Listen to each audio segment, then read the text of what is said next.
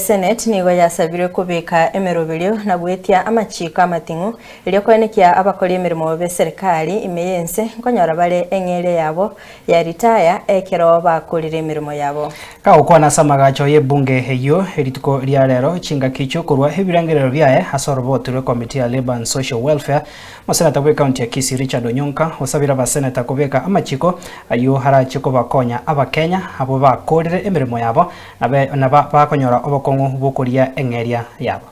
Because we seem to very casually treat these monies that are owned by employees, whether they're, as I've said earlier, whether they're working for the national government.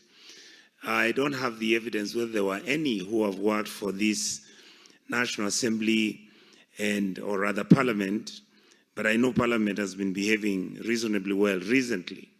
But previously, these were issues where we had some of our colleagues coming to this National Assembly for more than 6 or 7 years, chasing after their retirement benefits. And Madam Speaker, the point I want to make is that even if you look at this money that we are talking about, which is supposed to be the deductions for our people, you can extrapolate it, and my colleagues, look at the other compensatory issues that have been raised in this house, that we do not treat our people with dignity, we don't treat Kenyans as real Kenyans, and we don't handle Kenyans the way we should.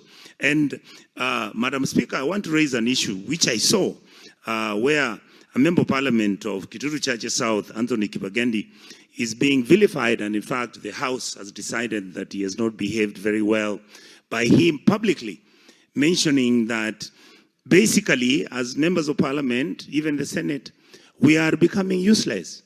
That's the indictment that the public out here keeps raising about us. And the reason is we need to capture the mood. We need to understand what Kenyans want. Those things that don't need politics, can't we fix them? I don't see how individuals who are complaining why they are not being paid their retirement benefits, how this can be politics. Surely we can sit in this house, set up a subcommittee, which is a given permission or through the statutory powers of the Labour Committee, and make recommendations, and those recommendations are final and binding.